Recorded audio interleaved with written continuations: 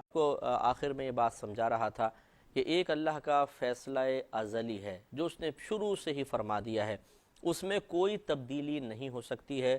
کوئی بڑے سے بڑا نبی بھی اگر دعا کر دے، یعنی کرنا چاہے اللہ کے اس فیصلے کے خلاف، تو اللہ تعالیٰ ان کو دعا سے روک دیتا ہے۔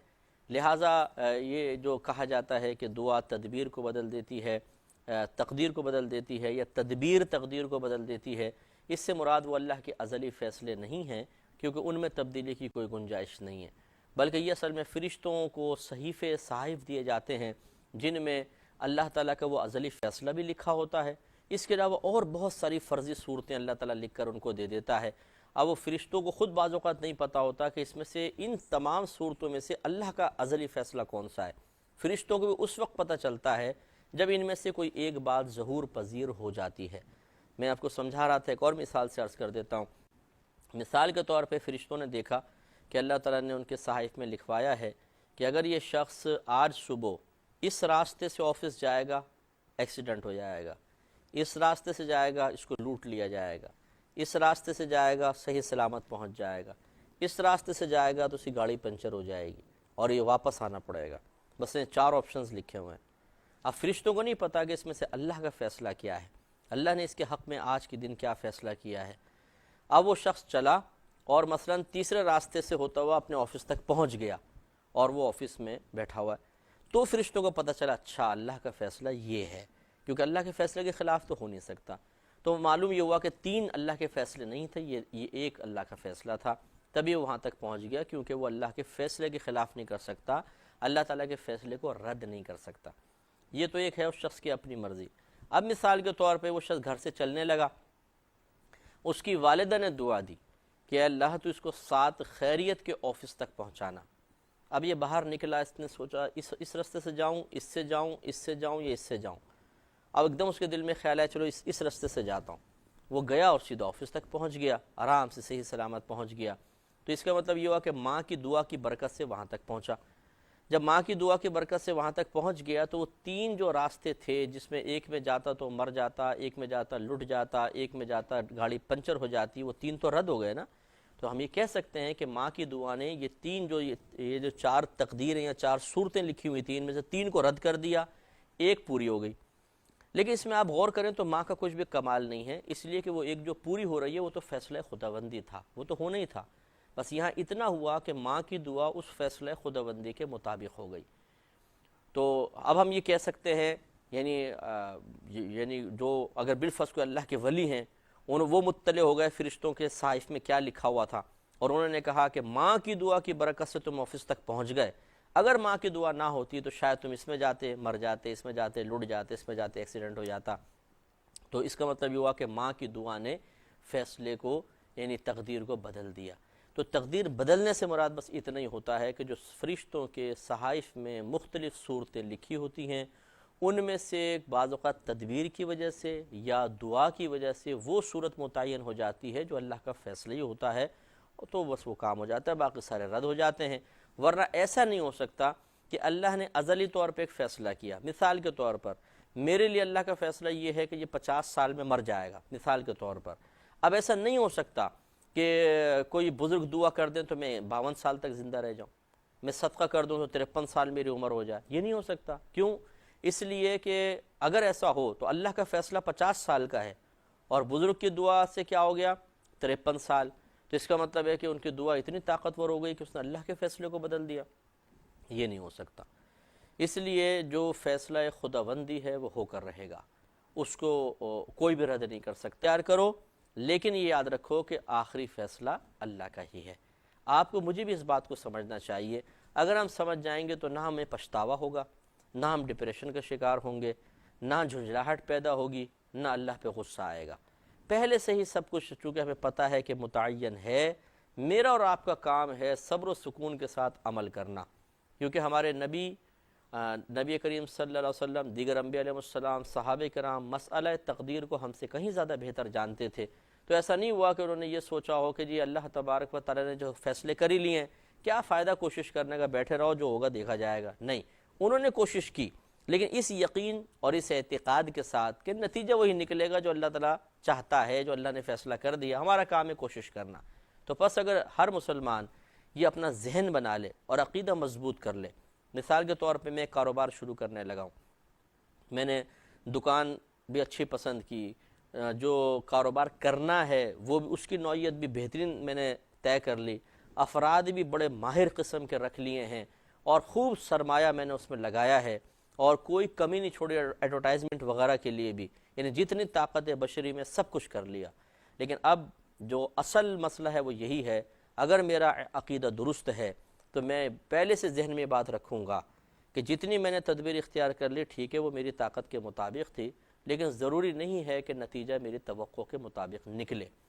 یہ بھی ہو سکتا ہے کہ اچھا پروفٹ ہو جائے، اور یہ بھی ہو سکتا ہے کہ سارا ضائع ہو جائے، اللہ کا جیسا فیصلہ ہو، کیونکہ ہم اللہ کے فیصلے کو نہیں بدل سکتے۔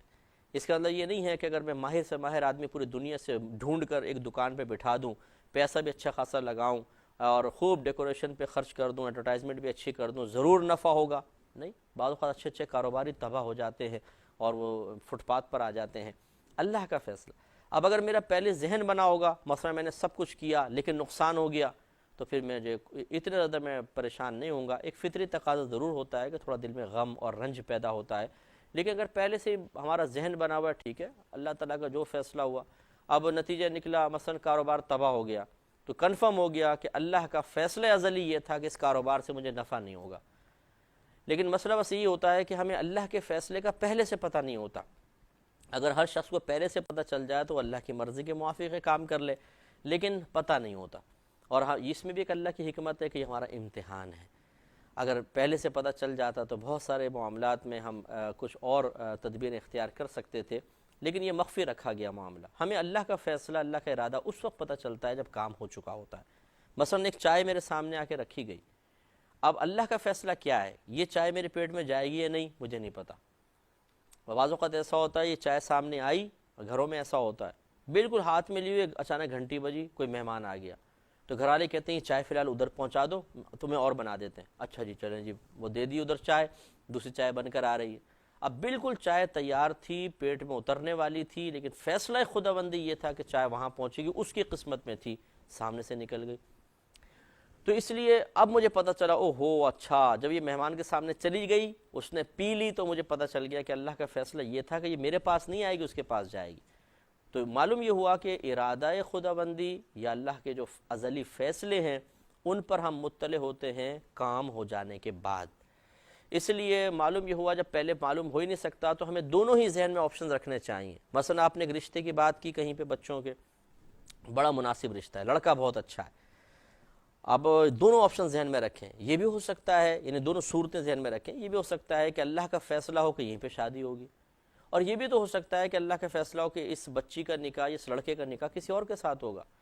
اب چونکہ ہم نے پہلے سے مسئلہ تقدیر پہ غور تو کیا نہیں ہوتا یہ ہے کہ اگر رشتہ ختم ہو جاتا ہے، بات چلی بہت اچھی، پیک تک پہنچی، ایک دم بھائی نہیں نہ ہو گئی، سر پکڑ کے بیٹھ جاتے ہیں، کوئی یہاں پڑا ہوا ہے، کوئی وہاں پڑا ہوا ہے، لڑکی علیحدہ رو رہی ہے کہ اتنا اچھا رشتہ ہمارے ہاتھ سے نکل گیا، پچھتا رہے ہیں، افسوس کر رہے ہیں۔ ارے بھائی، جب اللہ کا فیصلہ ہی نہیں تھا آپ کے یہاں پہ نکاح ہوگا تو کیسے ہو سکتا تھا؟ پچھتانے کا کیا فائدہ؟ پچھتانے کا مطلب یا رونے کا مطلب اللہ تعالیٰ کی تقسیم پر راضی نہ ہونا ہے۔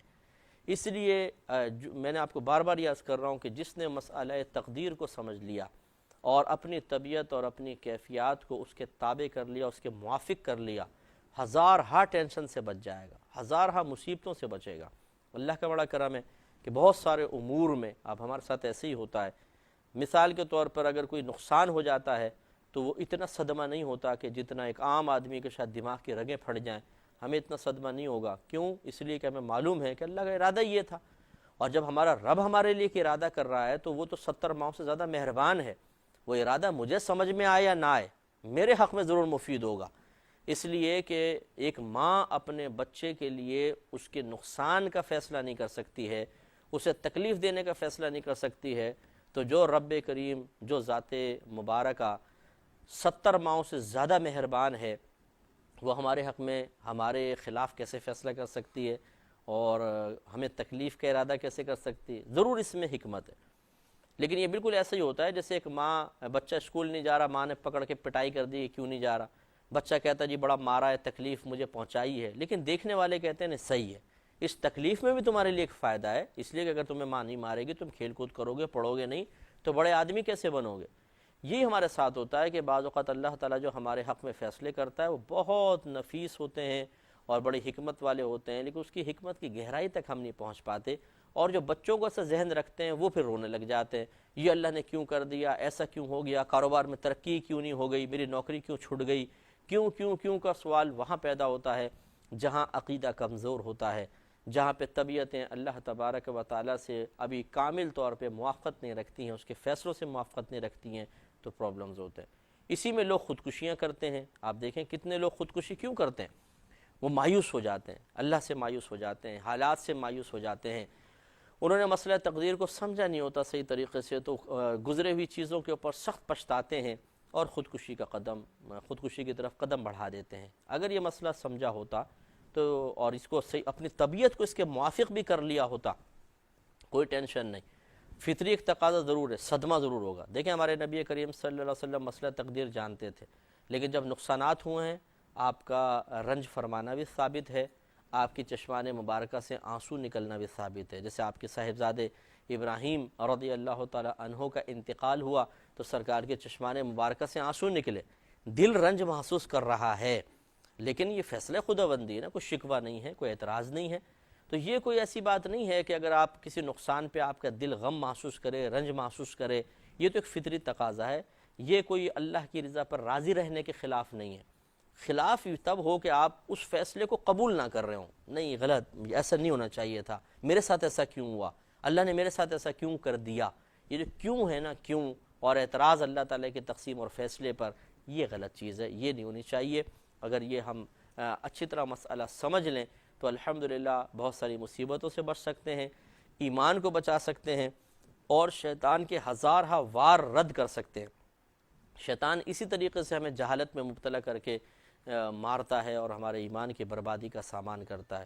تو امید ہے کہ اس تفصیل سے آپ کچھ نہ کچھ ضرور سمجھے ہوں گے۔